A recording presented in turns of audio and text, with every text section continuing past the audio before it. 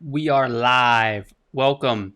It is Monday and we are now live. And today we are going over, will the vending machine prices double? We're going to give it just a minute so people can hop on. 8 o'clock, Monday, April 13th.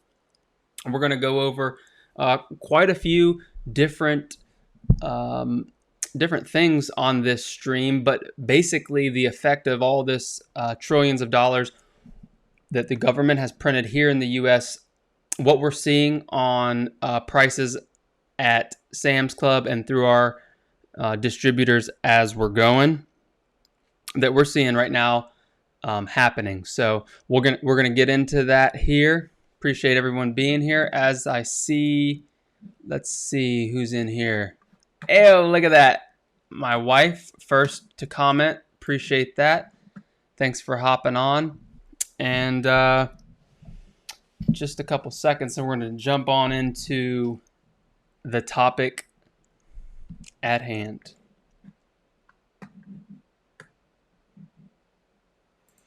Okay, so again, will the vending prices double?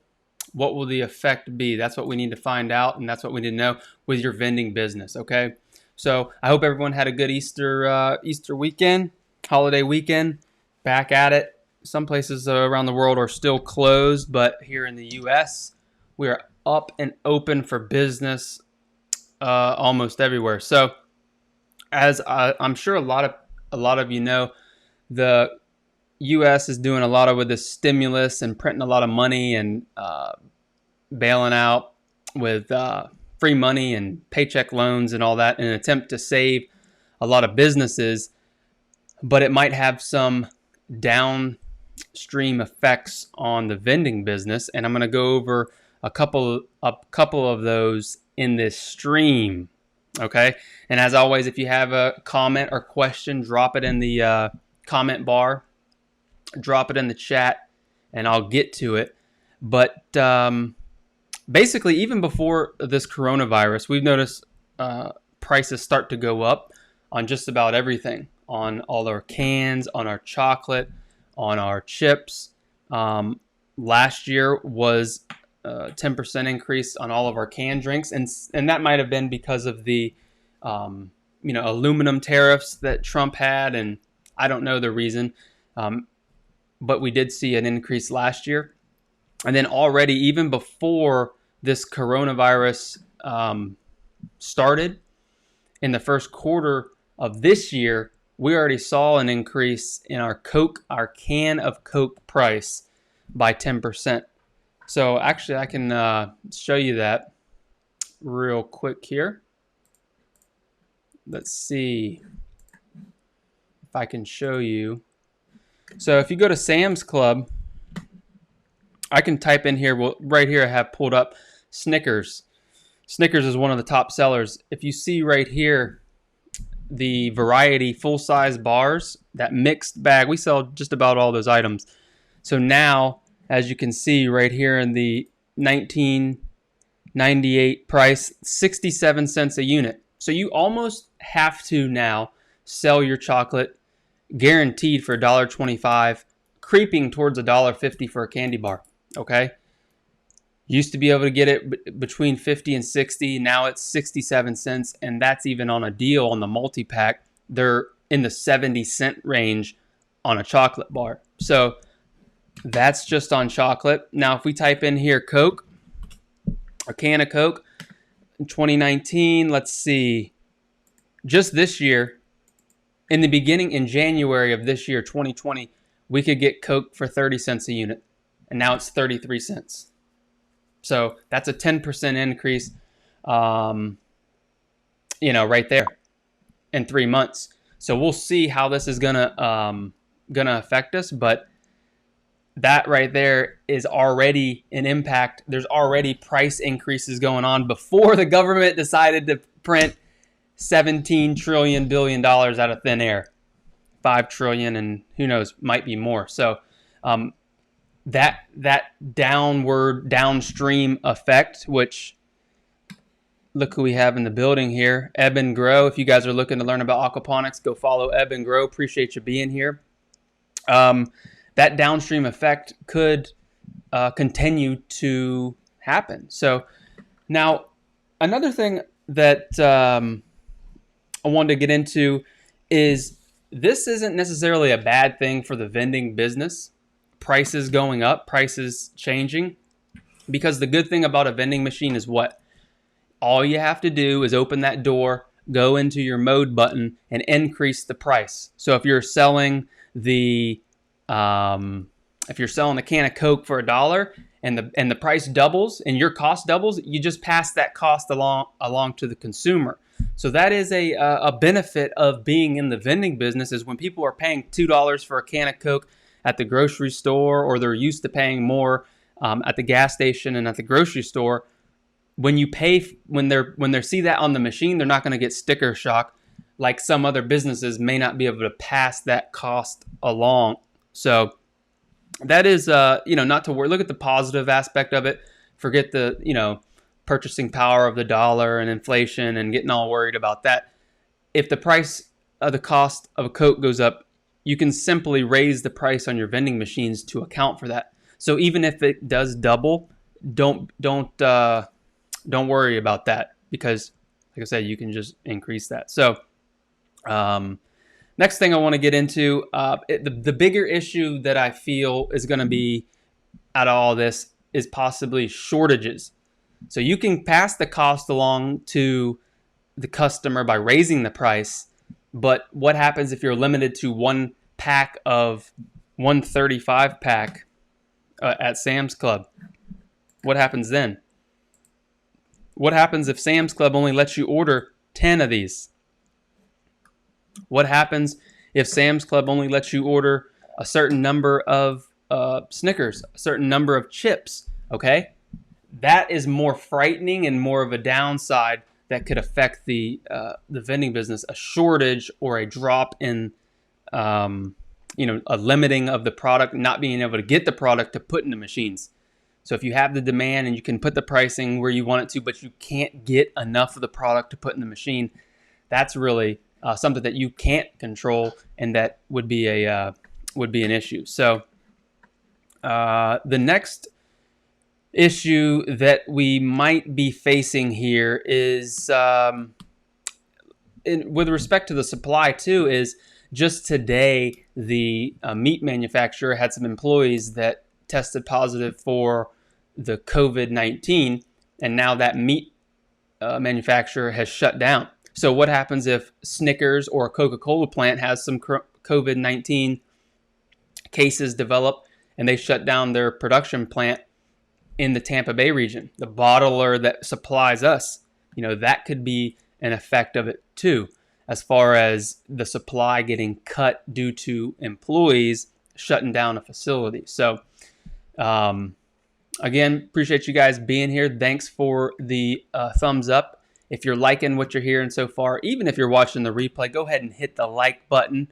Consider subscribing if you want to hear some more about vending machines and how you can make money with vending machines. Because let's face it, everyone's going to need, in this new economy, to have another source of income. Whether your main job is getting laid off or you got your hours cut, you're going to need a couple machines. You may need, a couple side hustles. And vending is the ultimate side hustle. Okay, with 2 machines, you can make your car payment. So that's what I'm here to share with you, is techniques and strategies of how you can make money with vending machines. Now, let's talk about something a little bit different here, about all the effect that all this money printing may have as well. Because an interesting thing happened today. Just today, this happened. This came out. Now, it may seem at first unrelated, but I want you to follow me here for a second. It just came out today that JP Morgan Chase, JP Morgan Chase is going to raise the mortgage borrowing standards as economic outlook darkens. Actually, that was on Saturday they published, so over the weekend, and they updated it today. What does that mean? So if someone's applying for a home loan now, which JP Morgan Chase is the first one to do it, but I'm sure all the other banks are going to start doing it. You now have to, if you want to buy a home, okay, a new mortgage, you need a credit score of at least 700 and a 20% down payment. So think about that. Think about that. Before, people could put 5% down, 2%, 3%. You could get all these deals. Now, JP Morgan Chase is requiring a 700. That's a pretty big credit score just to qualify for the loan, and having 20% down. That's a big chunk down payment. So that's just on the housing market, and that's JP Morgan Chase. I'm sure all the other banks are going to follow suit, because why are they doing this? Because they're not making money on their loans. Okay, making a loan is easy. Anyone can make a loan. The hard part is getting paid back. That's where you make your money, is when you get paid back. So if they're making all these higher requirements, that means they're not getting their money back. They're not getting paid back. So now, how does this tie into vending? Let's wrap this all around.